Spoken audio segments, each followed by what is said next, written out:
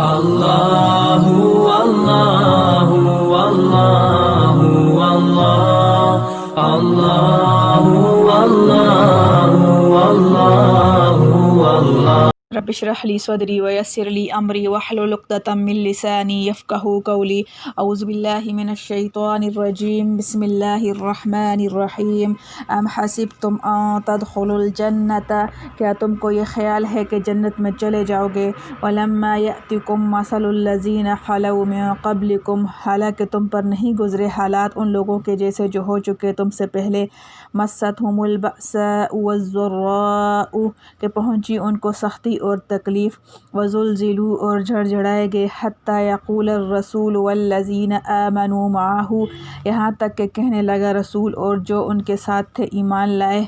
متی نصر اللہ کب آئے گی اللہ کی مدد الا ان نصر اللہ قریب سن رکھو اللہ کی مدد قریب ہے۔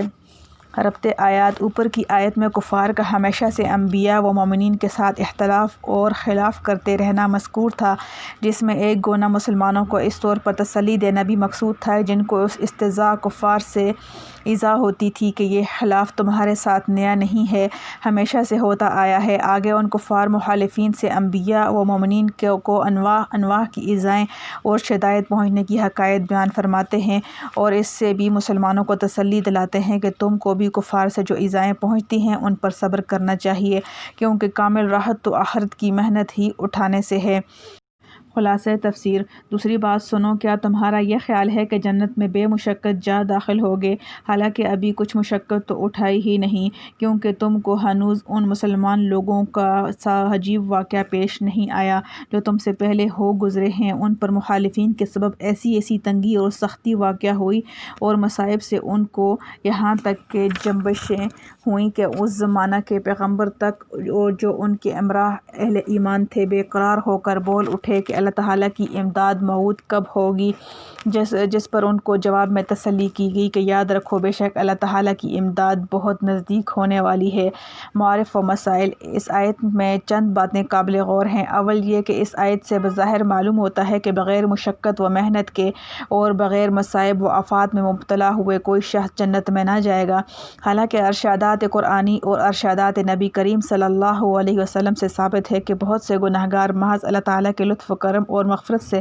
جنت میں داخل ہوں گے، ان پر کوئی مشقت بھی نہ ہوگی۔ وجہ یہ ہے کہ مشقت و محنت کے درجات مختلف ہیں۔ ادنیٰ درجہ نفس و شیطان سے مزاحمت کر کے یا دین حق کے مخالفین کے ساتھ مخالفت کر کے اپنے عقائد کا درست کرنا ہے، اور یہ ہر مومن کو حاصل ہے۔ آگے اوسط اور اعلیٰ درجات ہیں۔ جس درجہ کی محنت و مشقت ہوگی اسی درجہ کا دخول جنت ہوگا۔ اس طرح محنت و مشقت سے خالی کوئی نہ رہا۔ ایک حدیث میں حضرت صلی اللہ علیہ وسلم نے فرمایا، سب سے زیادہ سخت بلائیں اور مصیبتیں انبیاء علیہم السلام کو پہنچتی ہیں، ان کے بعد جو ان کے قریب تر ہیں۔ دوسری بات یہاں قابل نظر یہ ہے کہ انبیاء علیہم السلام اور ان کے ساتھیوں کا یہ عرض کرنا کہ اللہ تعالیٰ کی مدد کب آئے گی کسی شک و شبہ کی وجہ سے نہ تھا جو ان کے شان کے خلاف ہے، بلکہ اس سوال کا منشا یہ تھا کہ اللہ تعالیٰ نے اگرچہ مدد کا وعدہ فرمایا ہے مگر اس کا وقت اور مقام متعین نہیں فرمایا، اس لیے حالت اضطرار میں ایسے الفاظ عرض کرنے کا مطلب یہ تھا کہ مدد جلد بھیجی جائے، اور ایسی دعا کرنا توکل یا منصب نبوت کے منافی نہیں، بلکہ حق تعالیٰ اپنے بندوں کے الہا و زاری کو پسند فرماتے ہیں، اس لیے انبیاء اور صلحاء امت اس کے سب سے زیادہ مستحق ہیں۔